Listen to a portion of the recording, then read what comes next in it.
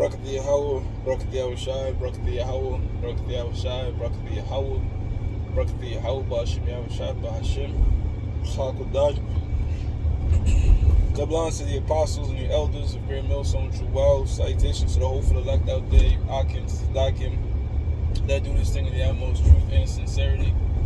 I'm the priest Shaman. This week's topic is going to be entitled, The Lord Can Keep You Down for a Long Time,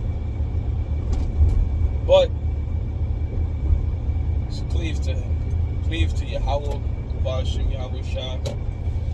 And this is inspired by real life shit we're going through, bro.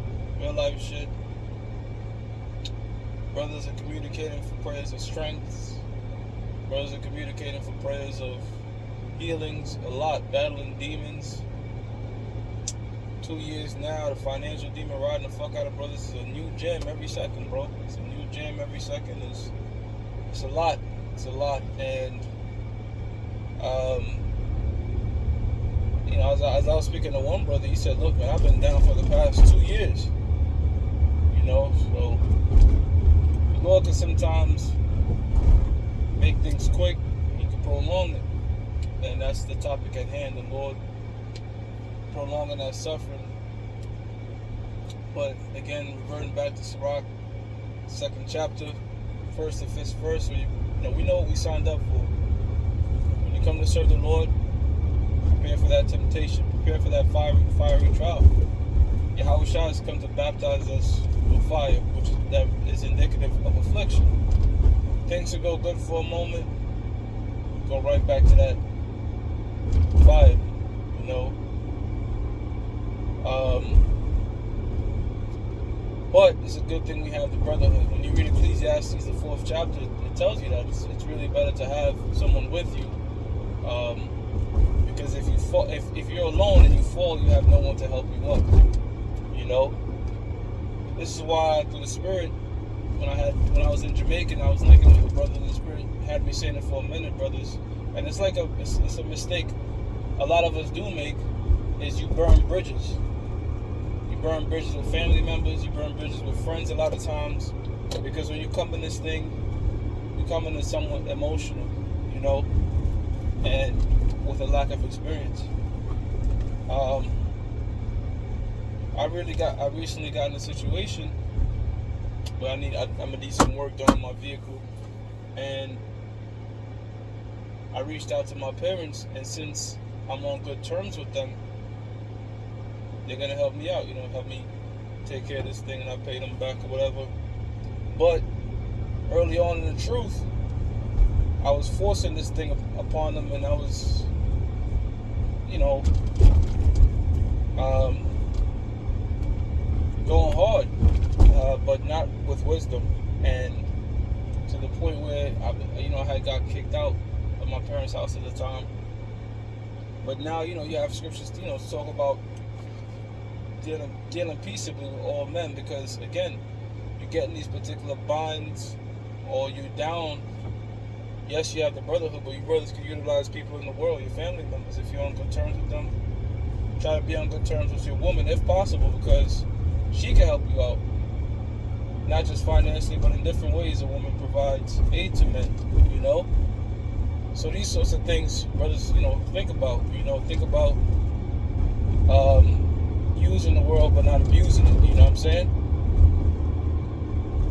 Even, I had to tell a brother this too in Jamaica, like, even when you're dealing with Esau, yeah, he's a devil, but learn how to work with this devil, you know, because I had told him the truth. I was like, look, man, yeah, you don't see a lot of Edomites in Jamaica, you don't have to worry about that racism shit, but I told him the truth. I'm like, at least when it comes to business practices or you know, different dealings, Esau will deal better with you than Jake.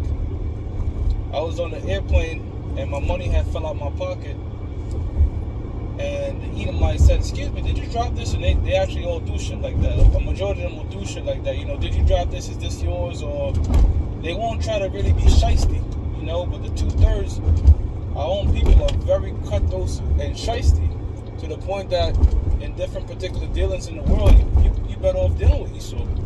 You know, a lot of times, you know, And that's just something you learn from experience, man. You know, working on different jobs and shit. You know, you deal with Jake. Jake will try to finesse you, and it's just a bunch of bullshit. You know, it's a lot of times a lot of bullshit. So yeah, you know, you come in this thing, you're like, man, fuck white people. I don't want to talk.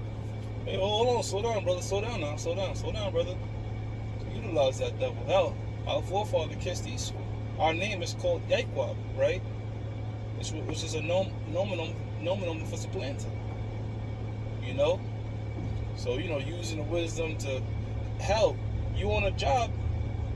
A lot of brothers with construction, you deal justly with them crackers on the job. Some of them is crackers, some of them are Israelite foreigners. But they'll put you on a better job. They'll work with you. You know what I'm saying? So that's the thing. You got to really work with people, because you might need them later. You know, you're applying for the next job. You know, you cursed out your boss and called them a cracker. They call them up. Now you fucked. See? So, what did Yahweh Shai say? Be wise as serpents and harmless as doves. And I realize that also comes as you get older. You know, I remember we did the history lesson.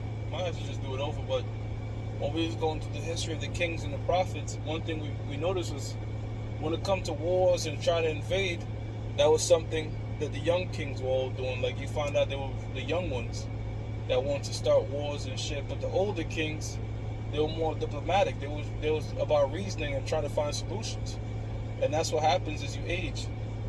You know, you don't become rowdy, feisty, and all that type of shit, you know, that you do when you just come in, but you learn how to deal with people, you know, whether it be a goddamn cop, Edomite, heathen, your family members, people that normally will be adversarial if you come and tell them the truth. You know, the scripture says, do I therefore become your enemy because I tell you the truth?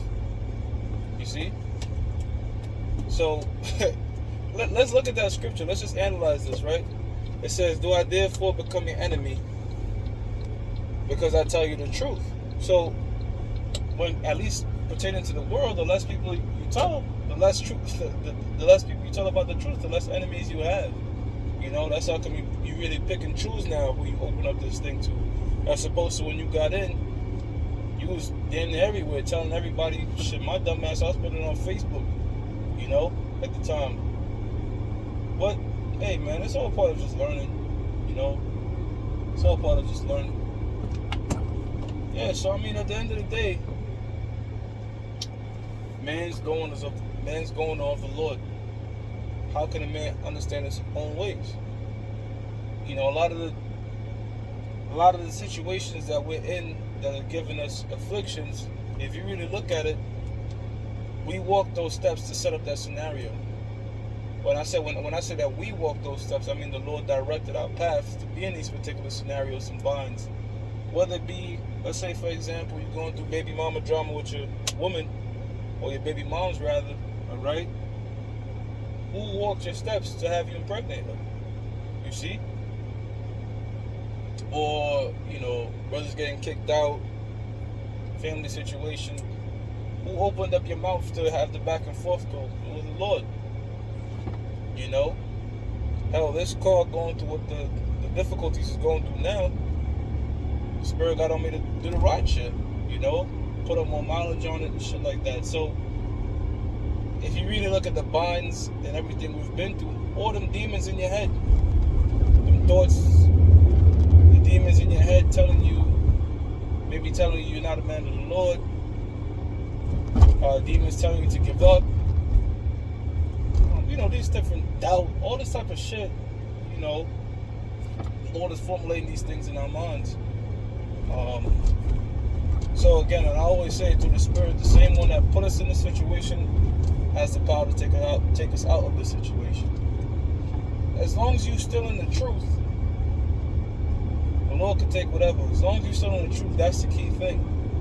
And that's why we have examples like Job, who was a well-off man, lost it all, still maintaining his integrity. The same thing happened in the book of Tobit, right? Tobit, here goes the history part again. The Assyrian Empire He was doing really well. A lot of Jakes had prominent offices during the time of Assyrian rule. But when the Assyrians got knocked down and Tobit lost his office, he was in jams, doing little things to make bread. His woman even came at him a little bit, talking shit ahead of him a little bit. But what? He was still a man that would give to his people, still a man that believed in the Lord. Understand these things,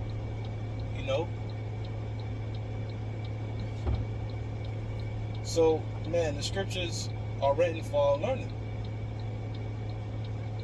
And that's another thing too, man. Hey, demons can have it to where you're not even getting enough study time in. Because hell, you might have brothers that are making the bank, but they working fucking 12, 17 hours and can't even get time to watch lessons. I feel like there's always something, you know what I'm saying? I feel like there's always something to,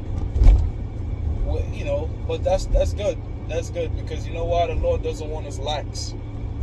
When we're in these straits, in these positions of difficulties, what's on your mind the most? Lord, come back and just end this shit, right? But if we were lax, if we hit the lottery for $1 billion and shit, we'd be far more lax. We wouldn't be earnestly burning the desire for the Lord to come back. As much as we say that, oh man, if I had $1 billion, I'll still do the same shit. You don't know what the fuck you do. You ran across $1 billion, but you know what the Lord knows what we'll do. And that's why the Lord didn't give us $1 billion. See? The Lord knows it'd be better for us to suffer. People in the world don't see things this way. People in the world associate suffering with Satan. See, Satan's with that guy, and meanwhile the pastor's eating pork, committing adultery. He drives around in a Rolls Royce, so they associate that with the Lord working with them. When the scriptures tell you in the book of 1 Timothy, the 6th chapter, godliness with contentment is great gain. So we got to be content with what we have, content with the situation, content with the lot that the Lord gave us. I know there's certain brothers in corners and jams like, man, I don't know how the fuck I'm going to get out this one right now. But what you do, you go in your corner, you go in your mind, you pray. I have faith, and sure enough, man, the Most High, without fail, the Most High will always make a way. The Most High is never going to give us more of a particular brother, more than he can bear. And at times, the flesh is so weak that it forgets scriptures like that. It forget things like that sometimes. But that's why you got to just pray. You got to do your show. Do your shows. That's giant faith booster and reassurance. You just pop the camera on. See, one time, you can't think about a lesson to put up sometimes. But then boom, you're going through your particular situation. You say, wait a minute, I got to speak on this. This is scriptures. We live in the scriptures, brothers. We live in the scriptures. So whatever we're going through, we can always make a lesson out of it, man. What are the things we see? First and foremost, we link it to prophecy. And if we're going through shit, wait a minute, that's in the scriptures. And what do the scriptures say about it? And that's always a faith boost to also brothers that are going through it. Scriptures speak about being charitable, and the number one form of charity is teaching the word of the Lord. That's the number one form of charity, teaching the word to a brother. All right?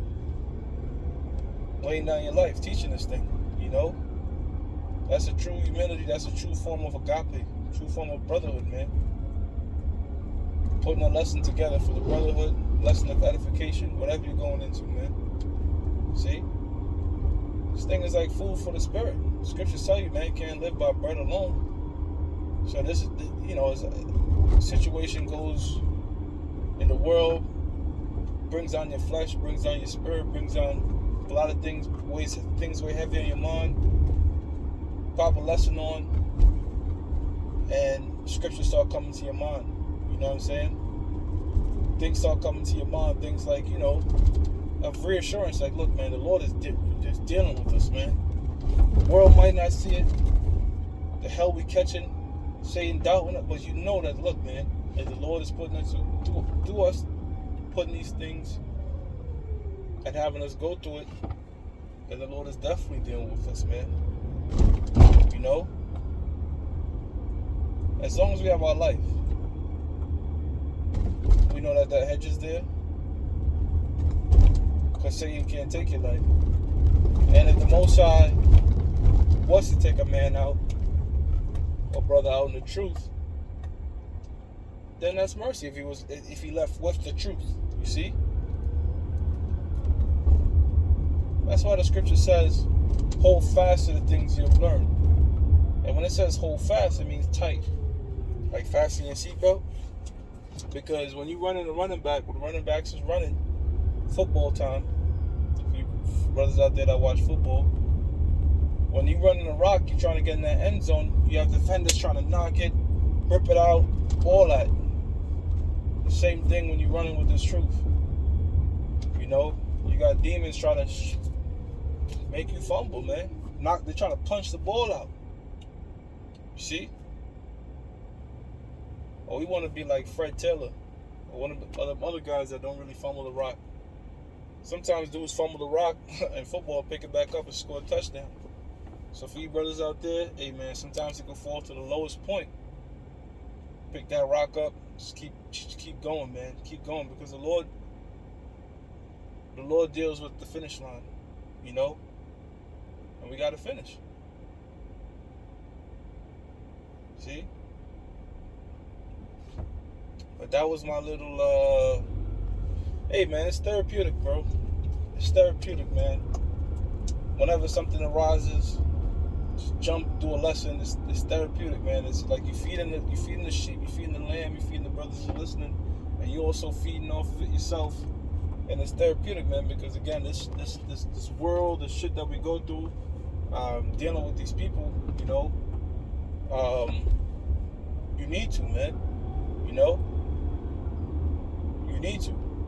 You see, that reassurance that you know what that truth, you know what the truth do, man. Whether you teaching it or whether you listening to it, you know the spirit of the Lord, how uplifting these words are. You know, because why? Because they're alive. The words that I speak unto you, their truth, their life, man. You know,